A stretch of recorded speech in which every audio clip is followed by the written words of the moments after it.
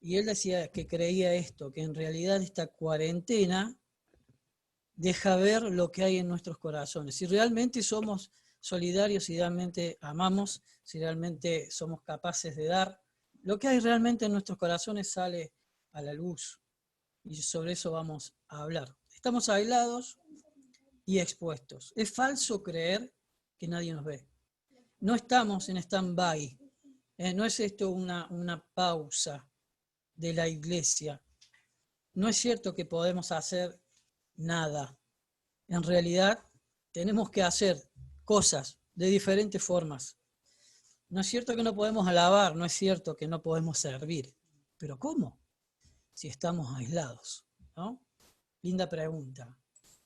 Miren, lo primero que se me vino a la mente y yo me quería preguntar es,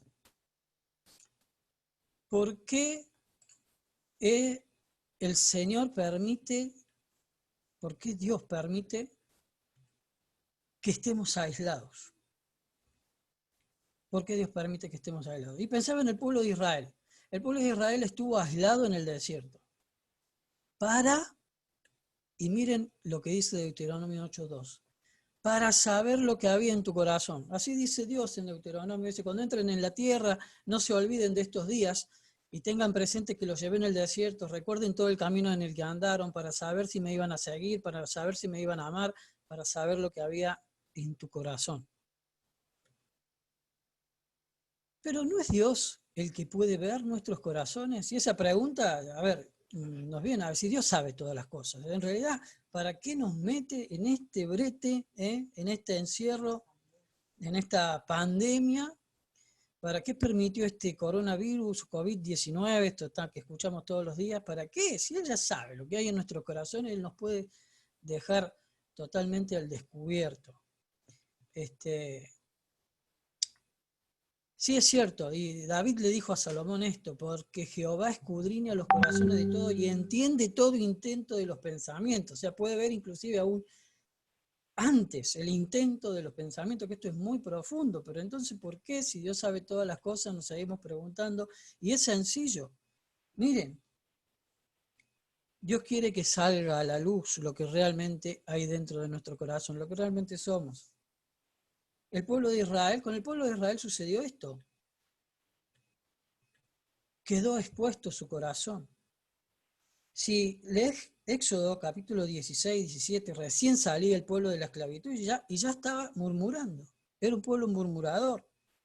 Cuando llegas al capítulo 32, 7, había avanzado el pueblo, ya estaban recibiendo la ley de Dios, digamos, estaban arrancando su peregrinaje y ya dice que el pueblo se corrompió. Dice en el versículo 9 del capítulo 32 que era un pueblo duro de cerviz, era cabeza dura. Eso quiere decir. Y en Deuteronomio 1, versículo 35, el Señor dice, esta generación no va a entrar a la tierra prometida porque es una mala generación. Eso es lo que logró, eso es lo que sucedió en el desierto, quedó al descubierto y quedó expuesto lo que había en sus corazones. Y entonces, ¿por qué querrá Dios que la iglesia hoy esté aislada? ¿Te lo preguntaste? Él es José. Génesis 39 nos habla de José. A mí me encanta la historia de José, me encanta estudiarlo, lo vimos desde la escuelita dominical, pero hoy vamos a tratar de sacar algunos pensamientos rápidos. Mira, José estuvo aislado y expuesto, sí, sabemos que estuvo en la cárcel. Así que veamos cómo fue su experiencia. Cuando leamos en Génesis 39, capítulo 39, versículo del 1 al 6, vamos a encontrar ahí que José antes del aislamiento, por supuesto ya había pasado por toda la etapa de que había sido vendido, había estado esclavo, lo compró Potifar, y antes de ir a la cárcel, antes de ser metido en la cárcel, lo podemos ver su descripción acá, ¿no? Dice que Jehová estaba con él, que fue varón próspero, que estaba en la casa de su amo, el egipcio. El versículo 3 dice, y vio su amo que Jehová estaba con él y que todo lo que él hacía, Jehová lo hacía prosperar en su mano, y sabemos lo que sucedió. Potifar lo puso sobre todos sus bienes, sobre todas sus cosas. Podemos decir que tranquilamente afirmamos que José tenía comunión íntima con Dios, porque dice que Jehová estaba con José. Jehová estaba con José. Y esto significa que José también tenía un espacio para Dios en su vida. Indudablemente era un varón próspero. Ahora, cuando avanzamos un poco más y vamos a Génesis, el capítulo 39, versículo 21 al 23, ya estamos cuando José está aislado. José está en la cárcel. Y ahí leemos lo mismo, pero Jehová estaba con José y le extendió su misericordia y le dio gracia en los ojos del jefe de la cárcel. Y versículo 23 dice, el jefe de la cárcel no necesitaba atender cosa alguna de los que estaban al cuidado de José, porque Jehová estaba con José y lo que José hacía, Jehová lo prosperaba. Así que aún en el aislamiento, José tenía comunión íntima con Dios y José era un varón próspero. Pero después lo vemos cuando sale del aislamiento. En el capítulo 41, ahí lo puse mal, capítulo 41, versículo 38 dice que Faraón dijo estas palabras, ¿acaso hallaremos a otro hombre como este en quien esté el Espíritu de Dios? José seguía teniendo comunión íntima con Dios. Y si no vamos a leer por amor al tiempo, si leyéramos más adelante hasta el versículo 53, cuenta todo lo que fue la historia de prosperidad de José como gobernador de todo Egipto en los tiempos, en los 7 años de abundancia. José le fue muy bien, fue muy próspero indudablemente. Así que es importante notar esto, empezar por notar esto. José llegó bien al aislamiento. José siguió bien en el aislamiento y José salió bien del aislamiento. ¿Cuál era el secreto de su comunión? Porque él tenía una comunión íntima con Dios y el secreto de su comunión íntima era su temor. José era temeroso. Y déjame decirte que no hay comunión con Dios sin temor. No podemos tomarnos las cosas de Dios a la ligera y pretender tener comunión con Dios. Por eso notamos, antes de que José entrara a la cárcel, ¿qué fue lo que pasó? Antes de su aislamiento, José estaba muy bien con Dios. Y conocemos ese episodio donde la esposa de Potifar lo toma, quiere que se acueste con él, y él termina huyendo, deja la ropa en las manos de la esposa de Potifar y dice esto, ¿no? ¿Cómo pues haría yo este grande mal y pecaría contra Dios? Y esto es la síntesis de lo que es el temor a Dios. Y aquí estaba porque José tenía comunión íntima con Dios. Cuando salió de la cárcel y vinieron los hermanos, y él descubrió que eran los hermanos, él le dijo en el capítulo 42, versículo 18, hagan esto que les digo y vivid, yo temo a Dios. Pero lo más interesante no es que él lo dijo, sino que cuando tuvo la oportunidad, él realmente lo demostró. Quedó expuesto que en el corazón de José había temor a Dios. Y aunque le costara ir a la cárcel, y fue a la cárcel, pero él no quiso pecar contra Dios. Así que el secreto de la comunión de José con Dios era su temor. Dice que la comunión íntima de Jehová es con los que le temen y a ellos hará conocer su pacto, dice el Salmo 25:14, muy parecido a lo que dice Proverbios 3:32, porque Jehová abomina al perverso, más su comunión íntima es con los justos. Así que indudablemente José tenía comunión íntima con Dios porque era temeroso de Dios. Era temeroso de Dios. Ahora veamos su prosperidad, porque José indudablemente era un varón próspero. Antes del aislamiento, durante el aislamiento y pasado el aislamiento, aunque muchas veces en muchas cosas él no entendió. ¿Cuál era el secreto de su prosperidad? Y justamente su comunión con Dios. Él tenía comunión con Dios y déjame decirte de nuevo que no hay prosperidad verdadera, real, de la que Dios quiere darnos sin comunión con Dios. ¿Qué vio la gente? ¿Qué vio Potifar? Y vio su amo Potifar, que Jehová estaba con él y que todo lo que él hacía, Jehová lo hacía prosperar en su mano. Por eso prosperaba José. Génesis 39, 23, no necesitaba atender el jefe de la cárcel, lo que leímos decir, ¿por qué? Porque Jehová lo prosperaba. Jehová prosperaba. Lo que tocaba a José andaba bien, impresionante. José arreglaba todo. Con José, quédate tranquilo. Dejáselo a José, porque mira, parece que hace las cosas como los dioses. Y era Dios el que obraba a través de José. Realmente lo hacía bien y lo hacía muy bien. José prosperaba. Ahora veamos los ingredientes de su prosperidad. Y José deja sentado, por eso se me mezclan por ahí los nombres José Josué, pero deja sentado el precedente de lo que después Dios le pide a Josué en ese pasaje que conocemos tanto, del capítulo 1, versículo 7 al 9. Le dice, esfuérzate y sé valiente, ¿no? Lo primero que necesitaba José para prosperar era tener comunión con Dios, sí. Era temer a Dios, sí. Pero él le agregó a su prosperidad una voluntad firme. Por eso decía, Jehová le dijo a Josué, mirá, como si le dijera, tenés que hacer como José, tenés que ser esforzado, tenés que estar con una voluntad firme. Esto no se logra, a ver, es proponerse algo y hacerlo, hacer el esfuerzo necesario, forzarse todo lo que haga falta hasta lograrlo. Miren, no es para flojos huir como lo hizo José de la tentación, de una propuesta como esa. José tenía una voluntad firme, estaba decidido y se esforzó y ante la tentación y aún a pesar de la fuerza de su carne, él venció y huyó.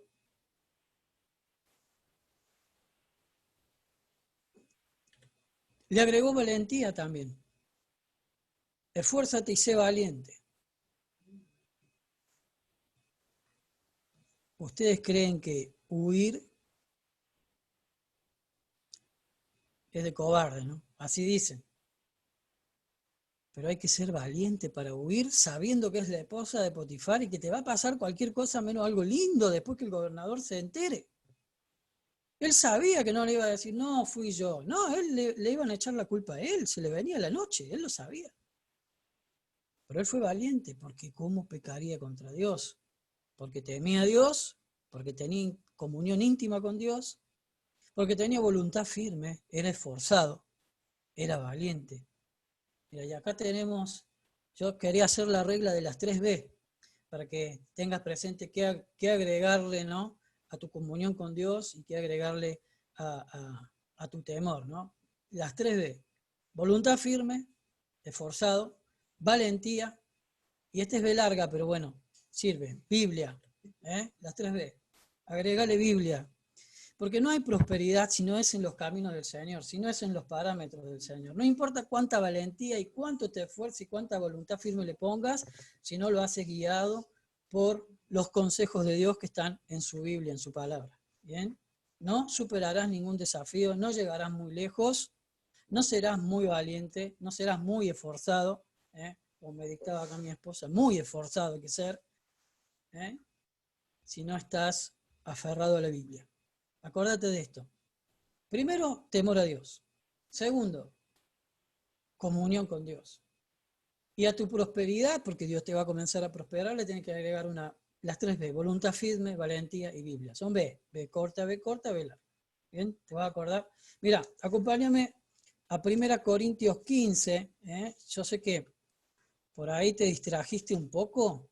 Bueno, volvete, busca tu Biblia y vamos a leer algunos versículos. Mira lo que dice 1 Corintios 15, versículo 58. Dice, así que hermanos míos, amados, estad firmes. Ahí tenés que tener una voluntad firme, esfuerzo, mucha fuerza, mucha valentía. Y constantes, creciendo en la obra del Señor, siempre sabiendo que vuestro trabajo en el Señor no es en vano. Estar firmes, ser valientes.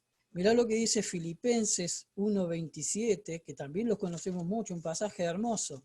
Y acá le agrega valentía también. Filipenses capítulo 1, versículo 27 dice la palabra de Dios lo siguiente: solamente que os comportéis como es digno del Evangelio. Tenés que conocer la Biblia para saber cómo es ser digno del Evangelio de Cristo. Para que o sea que vaya a ver o que esté ausente, oiga de vosotros que estáis firmes, voluntad firme, en un mismo espíritu, combatiendo como valientes, unánimes, por la fe del Evangelio. ¿Y esto es posible aislados? Mirá, José lo hizo cuando estaba aislado. José lo hizo. José lo hizo. Y Dios lo prosperó. Llegó bien a la cuarentena. Pasó bien la cuarentena. No era cuarentena, era una cárcel. Era peor. Vos en tu cuarentena tenés tu cama, tu silla, tu mesa, tu cocina. Estaba en una cárcel. Él lo pasó.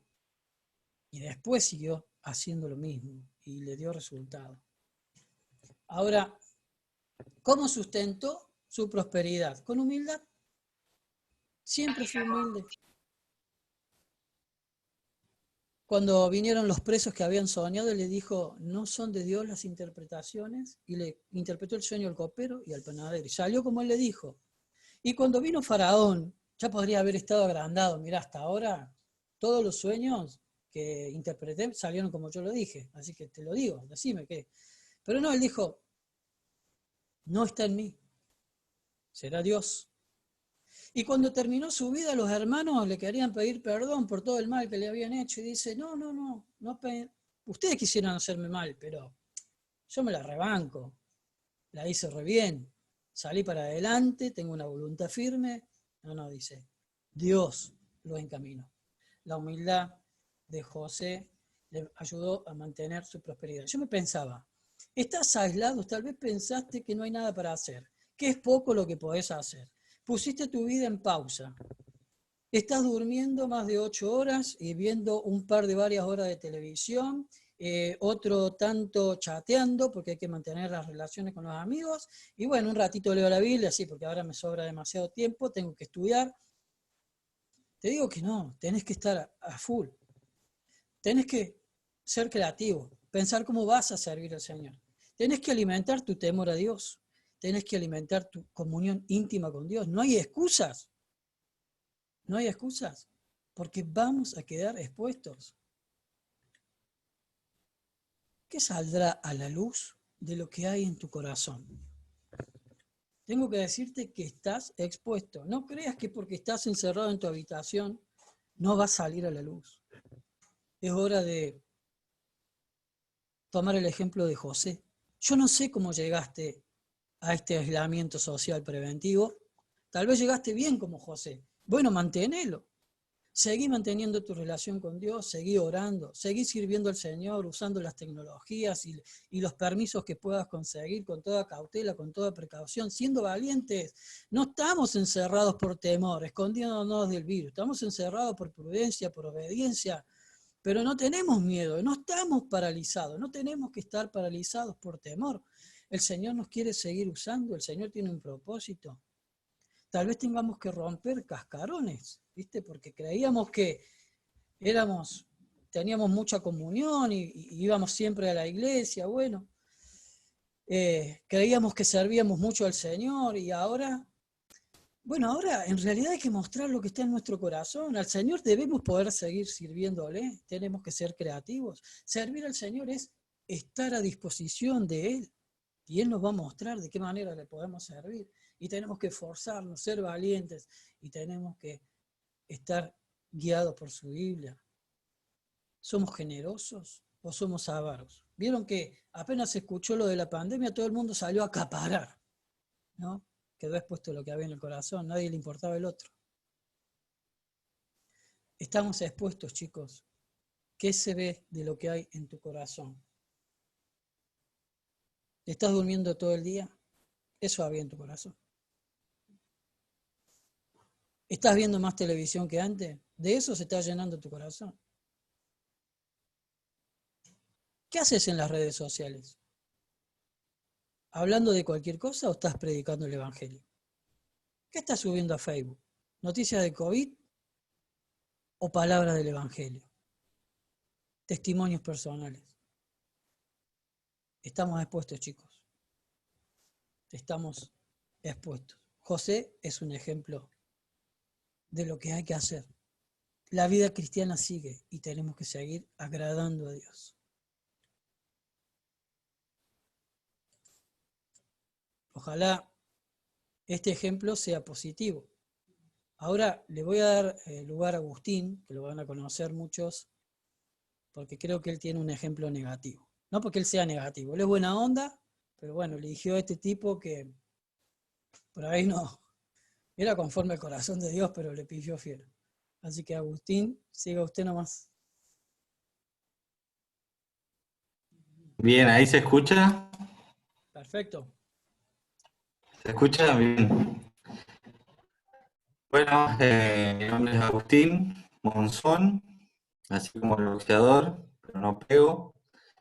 Eh, Acá estamos cuarenteneando con mi esposa, Luciana, y tengo dos hermosos hijos que Dios nos bendijo con ellos. Uno se llama Martín y Lola, que ahora está tomando la leche. Bueno, así como decía que Raúl no lo vamos a dejar volver, a Marcos tampoco, y a Norma tampoco, José y Bere tampoco los vamos a dejar volver. Son de mucha bendición para nuestras vidas y nosotros servimos junto a ellos acá en la iglesia, así que tenemos ese privilegio. Bien, a Marcos le tocó hablar acerca de un hombre de Dios, que él no eligió estar ahí. ¿Sí? Eso era lo que veníamos hablando con Marco durante la semana y yo estaba recopado con la idea porque a mí se me venían a la mente todos los versículos de José y yo pensaba en José, pero no en David. Y entonces le mandaba versículos a Marcos. El hombre del que yo voy a hablar, ya lo adelantó Marcos, es un hombre que eligió estar aislado, pero con una motivación incorrecta y con resultados devastadores. Y vamos a hablar de David, el rey que Dios le dio al pueblo de Israel. El rey que vencía, el rey que ganaba, el rey que tenía victorias. Pero hay algo que le pasó. Y todo empezó con una mirada, luego un deseo, un acto, una noticia inesperada, un plan y un asesinato. Y por último, pretender que Dios no lo estaba viendo cuando él hizo lo que hizo. Tal vez en mayor o menor medida, esta historia que vamos a ver refleje algo acerca de nosotros y nos veamos reflejados con esta historia. Este acontecimiento en la vida de David debería ser para nosotros un motivo de ver lo que hay en nuestros corazones. El tema era aislados y expuestos. Acá vamos a ver lo que se expuso, lo que se vio en el corazón de David. Entonces nosotros tenemos que pensar, ¿qué podemos aprender de este momento de la caída de un hombre que Dios eligió, ¿sí? Que él eligió estar aislado, pero falló? Sin embargo, un hombre a quien el Señor restauró y llama, ahí dice en Hechos capítulo 11, versículo 22, dice, varón conforme a mi corazón. Y sin duda había cosas en el corazón de David que serían expuestas y Dios trabajaría en su vida, como también lo puede hacer en la nuestra. Este pasaje que vamos a ver para mí ha sido de mucha bendición. Pero el gran error que podemos cometer nosotros al ver los errores y las caídas, los pecados de otros, es pensar que nosotros no podríamos caer de la misma manera. Ahí en 1 Corintios capítulo 10, versículo 12, dice, así que el que piense estar firme, mire que no caiga. Así que vamos a notar este ejemplo, que es un ejemplo muy doloroso, que sin duda marcó la vida del rey David, pero vamos a ver algunos principios claves que te pueden servir a vos, que me sirven a mí, que me han servido, que he aprendido, que están en la palabra de Dios. ¿Sí? Porque sin duda nosotros luchamos cada día con el pecado. Mientras estemos en este mundo, lucharemos contra el pecado. Así que creo que estos principios pueden ayudarte, y si podés anotarlos, anotalos, porque te pueden ayudar a tener victoria sobre el pecado, a depender más del poder de Dios y de la presencia de Dios en tu vida. El texto en el que se encuentra la caída o el pecado de David está en 2 de Samuel capítulo 11 y capítulo 12. Pero yo te animaría que en tu casa puedas leer capítulos anteriores al capítulo 11 y capítulos posteriores al capítulo 12, porque vas a ver cómo es que David llega a ese momento y las consecuencias devastadoras para él, para su familia, para la familia de Urías Eteo. Así que podemos verlo, y yo te animo a que abras tu Biblia ahí en 2 de Samuel capítulo 11. Lo primero y el primer principio que quiero que vos recuerdes, porque sin duda nosotros no vivimos la misma situación que David, no somos un rey que se va arriba de su tejado, ¿sí? Pero sin duda nosotros vivimos situaciones en las que el pecado se nos presenta. Y estos principios se aplican a situaciones en las que somos tentados. Dice, vamos a ir a el capítulo 12, versículos 9 y 10. Y con esto quiero que te anotes, no menosprecies la palabra de Dios. No menosprecies la palabra de Dios. Eso es lo que te tenés que guardar en tu corazón en esta noche. Versículo 9 del capítulo 12 y versículo 10 dice, ¿por qué pues tuviste en poco la palabra de Jehová, haciendo lo malo delante de sus ojos? A Urías Eteo heriste a espada, y tomaste por mujer a su mujer, y a él lo mataste con la espada de los hijos de Amón, por lo cual ahora no se apartará jamás de tu casa la espada, por cuanto me menospreciaste y tomaste la mujer de Urías Eteo para que fuese tu mujer. ¿Cuál es la acusación del Señor? Él tuvo en poco la palabra de Jehová. Y en el versículo 10 dice que por cuanto me menospreciaste. Es decir, hay dos cosas que este texto nos va a dejar en claro. En primer lugar, el pecado de David está directamente relacionado con tener en poco la palabra de Jehová. Es decir, no darle el valor que tiene, subestimar la palabra de Dios, darle la espalda a Dios. Y por otro lado, esa expresión que dice, versículo 10 dice, me menospreciaste. Fíjense la relación que hay entre la palabra de Dios, menospreciar la palabra de Dios y menospreciarlo a Él. Entonces, lo que vemos en este pasaje es que Dios nos presenta su palabra y su nombre menospreciado. No debemos menospreciar su palabra, porque menospreciar su palabra, quitarle valor, subestimar su palabra, es lo mismo que darle la espalda a Dios. Ahí en el Salmo 138, versículo 2 dice, porque has engrandecido tu nombre y tu palabra sobre todas las cosas.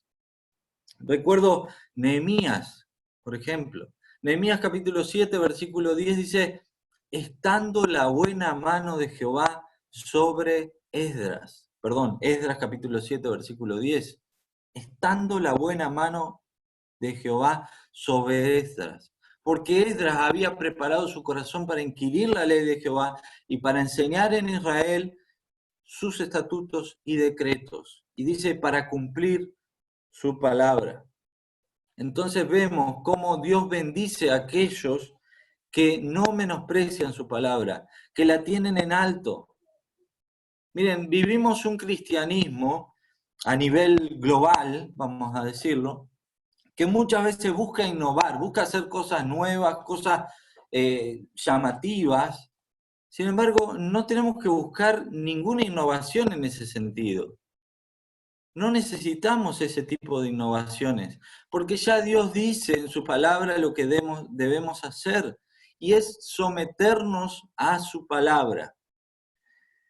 Es espantoso notar cuántas veces, cuando uno habla con algunos jóvenes y dicen, no, yo estoy cansado, no tengo tiempo para leer la Biblia. No, Marcos, vos sabés que no.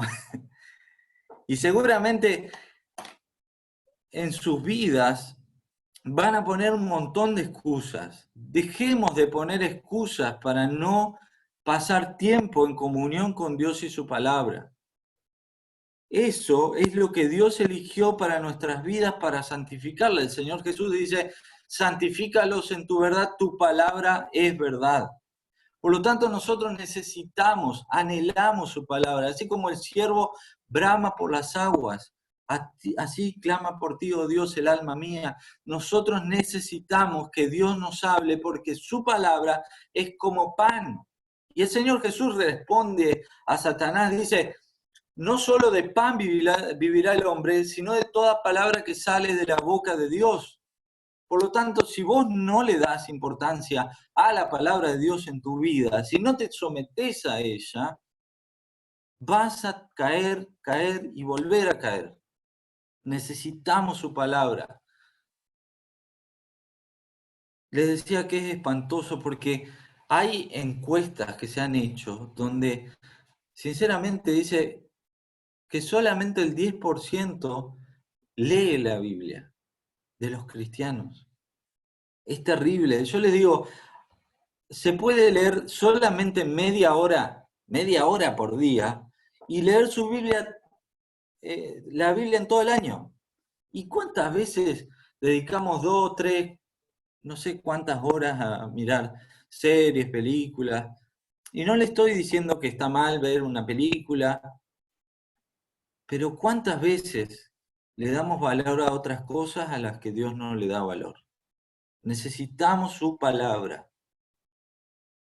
Entonces, en primer lugar, no menosprecie su palabra. Acá deja bien en claro en el capítulo 12 que el motivo por el cual David pecó fue por menospreciar, por tener en poco la palabra de Dios. Por otra parte, el segundo punto que quiero que te guardes también en tu corazón, que lo anotes, es no te confíes en victorias pasadas. Cada día tiene sus batallas.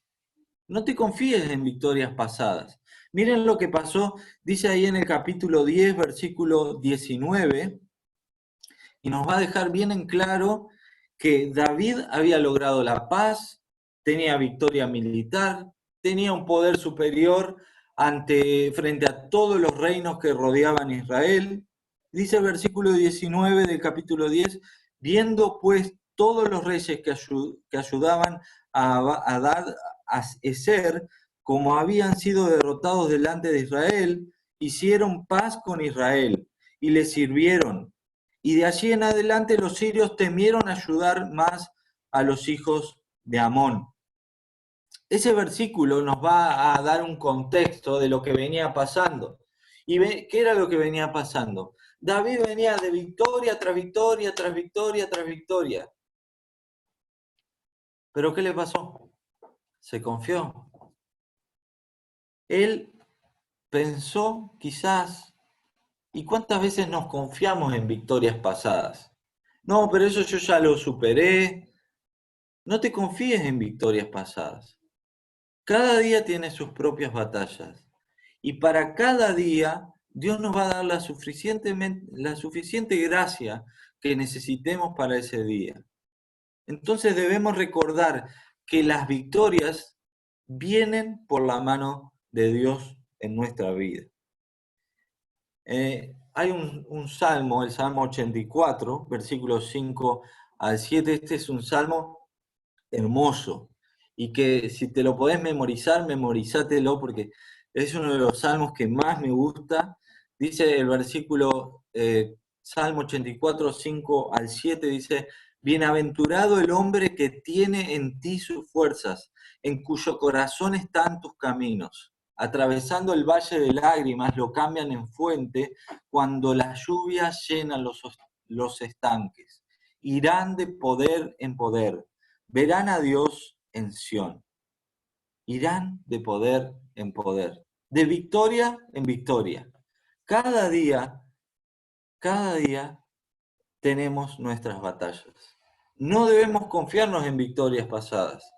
Debemos confiarnos en el poder y la gracia de Dios para este día. El tercer punto que quiero que recuerdes es que, y mira, la palabra es: recuerda el propósito de Dios para tu vida. En el capítulo 11, en el versículo 1, va a resaltar el hecho de que David no estaba donde debía estar. Él había descuidado su labor como rey. Dice en el versículo 1: aconteció al año siguiente, en el tiempo que salen los reyes a la guerra, que David envió a Joab, y con él a sus siervos y a todo Israel, y destruyeron a los amonitas, y sitiaron a Rabá. Pero David se quedó en Jerusalén. Ahora, notemos por favor esto porque sin duda el Espíritu Santo inspiró al escritor a que escriba esto. Y tiene un propósito porque nos quiere mostrar y quiere resaltar el hecho de que David estaba donde no tenía que estar. Había descuidado su labor como rey. Ese tiempo era el tiempo de la primavera. ¿Por qué? Porque en el tiempo de invierno, donde había lluvias, donde había momentos de mucho frío, las tropas generalmente no salían, porque corrían más riesgo de morir congelados o estancados que ganar la victoria. Entonces, ¿qué pasó? Era el momento en el que las tropas salían. ¿Por qué? Porque era el tiempo de la primavera donde podían recolectar los frutos, cosechar alimentos, podían transportar los carros, las tropas, podían desplazarse con facilidad. Sin embargo, se nos dice que David se quedó ahí. Simplemente David se confió, se olvidó del propósito de Dios para su vida y confió en sí mismo.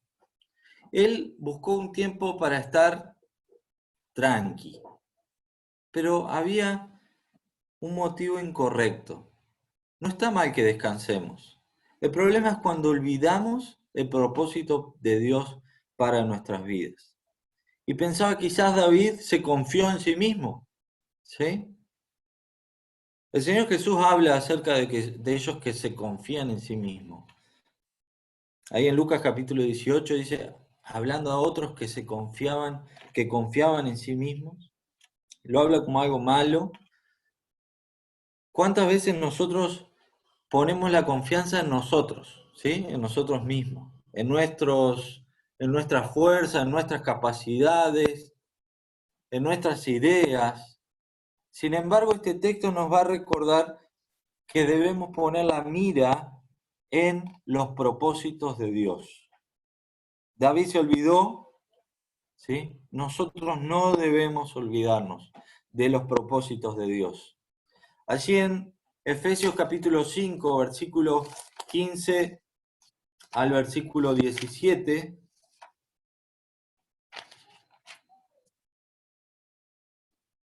dice: mirad pues con diligencia cómo andéis, no como necios, sino como sabios, aprovechando bien el tiempo, porque los días son malos. Por lo tanto, no seáis insensatos, sino entendidos de cuál sea la voluntad del Señor. No seáis insensatos, sino entendidos de cuál sea la voluntad del Señor. En el versículo 10 dice: comprobando lo que es agradable al Señor.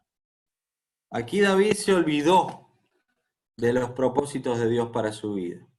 Él era el rey de Israel. Y qué título importante, ¿sí? De hecho, a través de toda la Escritura vamos a ver que David tiene un protagonismo muy importante, porque a través de David vendría Cristo, y a través de David vendría la promesa del reinado eterno de Dios por medio de Cristo.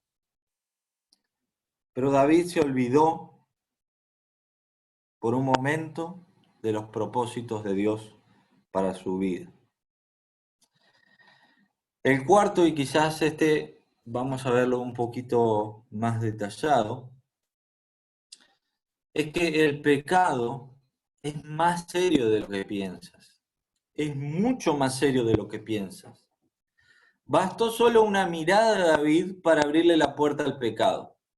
Allí en Santiago capítulo 1, versículo 15 dice, y siendo consumado, da o dio a luz la muerte. Allí en Romanos capítulo 3, versículo 23 dice,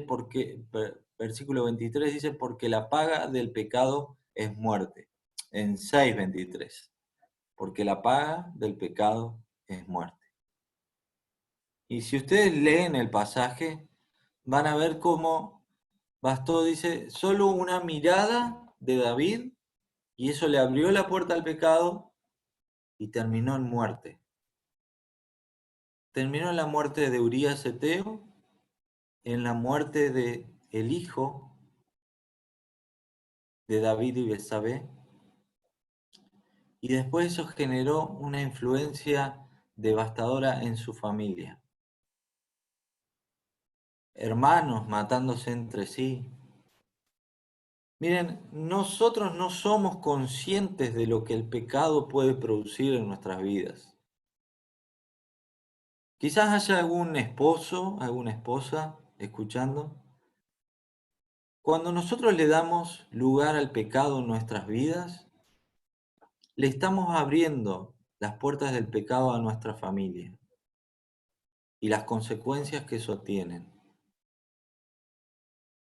Tenemos que ser conscientes de lo serio que es el pecado para nuestras vidas. Y quisiera que veamos algunas consideraciones importantes con respecto a esto. En primer lugar, el pecado te va a llevar más lejos de lo que pensabas. ¿Sí? El pecado de David no se detuvo hasta que intervino Dios. O sea, David podría haber seguido mintiendo hasta que vino Natán, un profeta de Dios, y le dijo, tú eres aquel hombre. Segunda de Samuel, capítulo 12, versículo 7. Y sin duda, el pecado lo llevó más lejos de lo que él quizás esperaba. Empezó con una mirada, luego se interesó más, luego cometió el pecado, luego buscó tapar el pecado, luego mintió, luego se comparó con otros como si su pecado no fuera tan grave. El profeta Natán le va a hacer una parábola, ¿sí? Le va a decir de un hombre que tomaron su oveja, su animal que tanto quería, y él dice, es digno de muerte. Vive Jehová que el tal, dice en el capítulo 12, versículo 5, dice, vive Jehová que el que tal hizo es digno de muerte. El pecado es tan terrible en nuestras vidas que la palabra el nombre de Dios puede estar en nuestras bocas y aún así pecando y pecando y pecando. El pecado nos puede llevar a lugares que nunca pensaríamos llegar. Por otro lado, no podemos ocultar el pecado. No podemos. podemos hacer un montón de cosas, incluso tener cómplices como lo estuvo David, que trataron de tapar el pecado de David, cómplices como Joab, que lo que hizo fue dejar solo a Urías Eteo en medio de la guerra, en medio de la batalla, para que lo maten. Dice en el capítulo 11, versículo 14, que David escribió una carta, él escribió una carta y la envió, diciendo que pongan a Urías, el esposo de Betsabé, al frente de la batalla en el momento crucial para que lo maten. Y ahí estaban sus cómplices. Y es que incluso nosotros podemos llegar a tener cómplices del pecado. Eso es terrible y nos muestra la gravedad del pecado. Sin embargo, al Señor no se lo podemos ocultar. Mirá, no vivas un ateísmo práctico. Me encantó una frase que dice John Piper. Y John Piper dice ateísmo práctico, actuando como si Dios no existiera. ¿Sí? ¿Cuántas veces nosotros hacemos cosas como si Dios no existiera? Cuando pecamos, cuando tenemos malos pensamientos, Dios existe.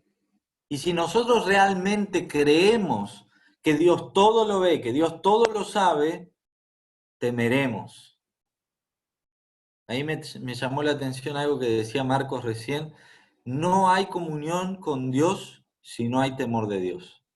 Y es así, tal cual. Si nosotros no somos conscientes de quién es nuestro Dios y no nos sometemos a eso y no los creemos realmente, nuestra vida va a ser una constante de pecado tras pecado tras pecado.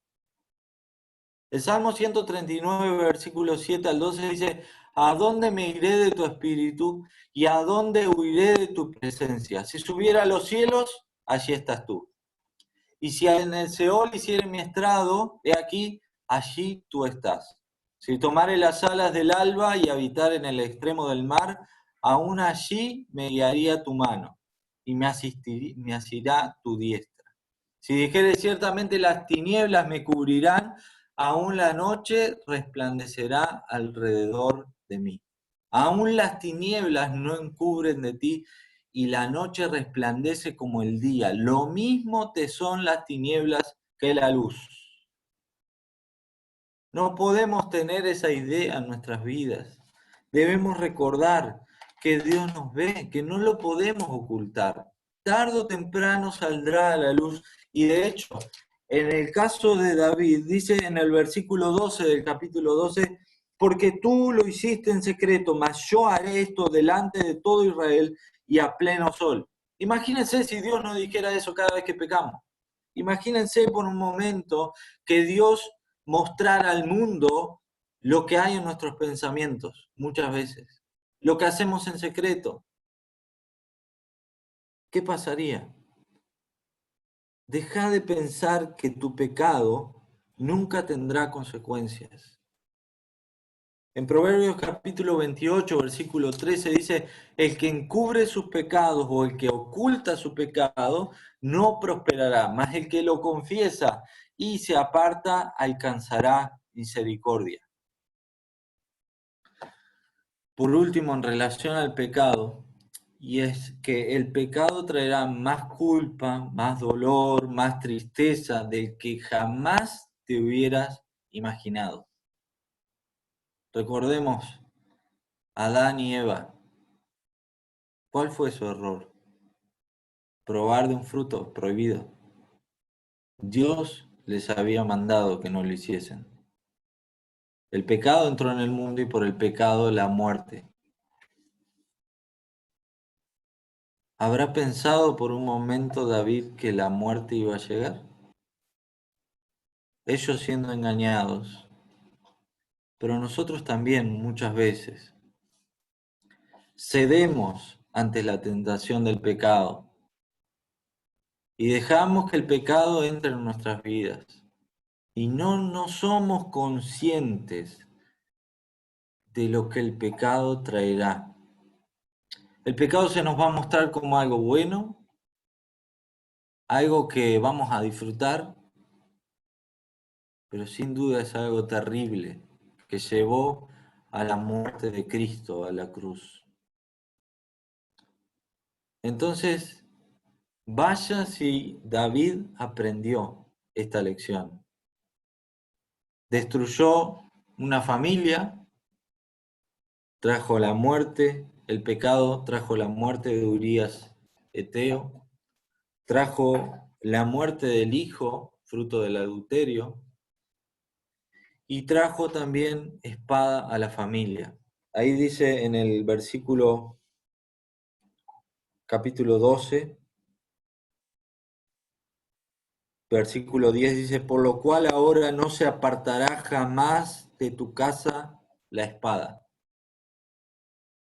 Eso le dijo Dios a David. No solo eso, sino que el pecado de David generó que los enemigos de Dios blasfemaran contra Dios. ¿Cómo estás viviendo tu vida? ¿Qué dicen aquellos que no conocen a Dios cuando ven tu vida? Lo que generó el pecado de David en sus enemigos fue la burla, fue el menosprecio del nombre de Dios. Porque aquel que era el representante del pueblo de Dios le dio la espalda a la palabra y al nombre de Dios. Entonces tenemos que revisar nuestras vidas, nuestras acciones, nuestros pensamientos y pensar a qué cosas le estamos dando lugar en nuestras vidas que estorban la comunión con Dios. ¿Amamos su palabra o la menospreciamos? Porque el Señor Jesús dice, si me amáis, guardad mis mandamientos. Ahí en Juan capítulo 14, versículo 15. Tal vez, al ver la historia de David, nos veamos reflejados y debamos arrepentirnos de algún pecado. Quizás te estás aislando en algunos momentos o incluso a lo largo de tu día para hacer cosas que a Dios le desagradan. Entonces esta historia nos expone a todos, a nosotros, lo débiles que somos y también nos advierte acerca de los peligros del pecado. Pero también nos muestra la misericordia y la gracia de Dios. Porque este rey falló, pero fue restaurado. Dice el capítulo 12, versículo 13, dice, entonces dijo David a Natán, pequé contra Jehová, y Natán dijo a David, también Jehová ha remitido tu pecado, no morirás. Más tarde, David escribe, y es en relación a este pecado. El Salmo 32, versículo 3 al 6 dice, mientras callé, se envejecieron mis huesos. En mi gemir todo el día, porque de día y de noche se agravó sobre mí tu mano. Se volvió mi verdor en sequedades de verano. Mi pecado te declaré, y no encubrí mi iniquidad. Dije, confesaré mis transgresiones a Jehová, y tú perdonaste la maldad de mi pecado. Por esto orará a ti todo santo en el día en que pueda ser hallado. Ciertamente en la inundación de muchas aguas no llegarán estas a él. Él recibió el perdón y la misericordia de Dios. Eso no quiere decir que David no sufrió las consecuencias de su pecado. Sin duda el rey David es el rey, porque en la escritura él es el rey que Israel necesitaba en ese tiempo y es el rey que representa la historia de Israel, pero falló. Y esta historia, y a través de toda la escritura vamos a notar un mensaje. Y es que esta historia nos muestra y nos habla acerca del gran rey, el Señor Jesús, que vendría a cumplir la ley a la perfección, la ley de Dios, la ley y las demandas de Dios las cumpliría a la perfección, no como el rey anterior, sino este rey que vendría a traer su reino. Y con él somos más que vencedores. Y por él también podemos acercarnos, y dice ahí en Hebreos capítulo 4, versículo 16, confiadamente al trono de gracia para alcanzar misericordia y hallar gracia para el oportuno socorro. Sin Cristo no hay victoria.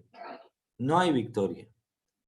No hay victoria en nuestras vidas sin Cristo. No hay victoria en nuestras vidas si menospreciamos su palabra. No hay victoria en nuestras vidas, por lo tanto, si nos olvidamos de los propósitos de Dios para nuestra vida. No hay victoria en nuestras vidas si nos confiamos en nosotros mismos y no confiamos en su gracia, en su poder, en su mano.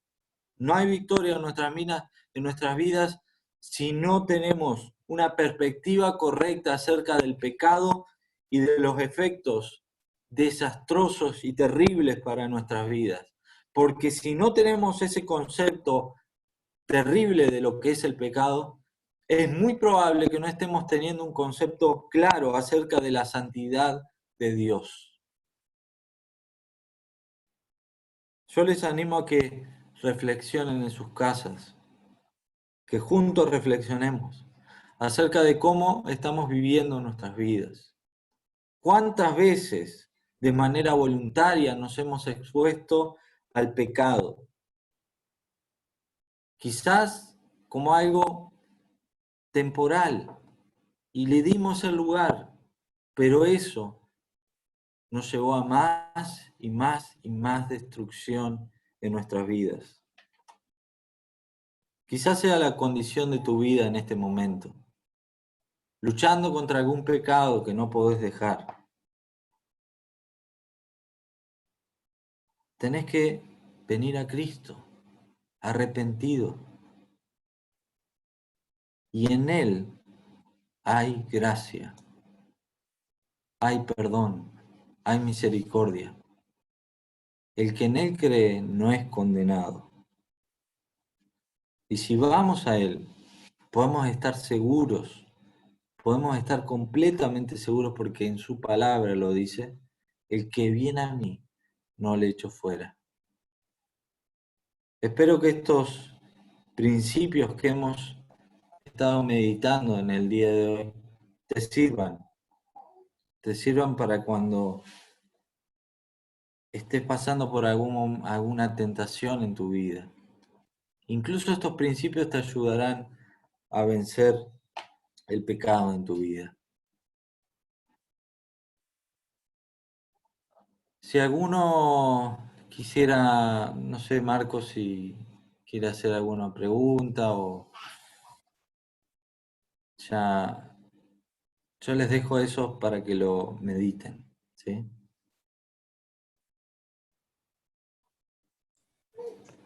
Sí, Gastón va a cerrar la reunión. Y sí, si alguno quiere hacer pregunta, por supuesto que dentro de lo que esté a nuestro alcance y la podamos evacuar, la evacuamos. Pero Gastón. Y no, simplemente muchas gracias, Agustín. Recién te estoy conociendo por primera vez. Gracias, Marcos. Realmente un mensaje muy lindo. Lindo porque es un mensaje de la palabra de Dios, es verdaderamente lo que la Biblia dice. No podía evitar acordarme del libro de Levítico cuando está terminando, el último capítulo, si no me equivoco, donde allí habla de las bendiciones de la obediencia y de las maldiciones de la desobediencia. Y qué contraste entre estos dos personajes, entre un José que iba a poder transportar toda su familia y tener el mejor lugar en Egipto, donde su padre, tan amado por él y tan amado para Jacob era José, iba a poder ver crecer sus hijos, sus nietos, y todos iban a estar allí en Egipto. ¿Y qué diferencia entre lo que pasa en el caso de David? Donde, como decía Agustín, muere aquel que viola a Tamar, todo un lío familiar. Absalón también termina muerto, todo termina causando destrucción. Ese es el contraste que hoy nos han presentado ustedes, acerca de lo que vamos a elegir nosotros, entre obedecer o desobedecer. Y realmente las consecuencias van más allá quizá de lo que es familiar y se extienden a todo lo que hace a nuestra vida. Así que bueno, era simplemente agradecerles. Si les parece, yo le pediría a Isaac que tenga una oración y después damos lugar a las preguntas, y si alguno se quiere quedar un ratito más, tenemos un juego finalmente. No en grupos, no se pudo, pero tenemos un juego. Isaac, no sé si me escuchás para orar. Dale.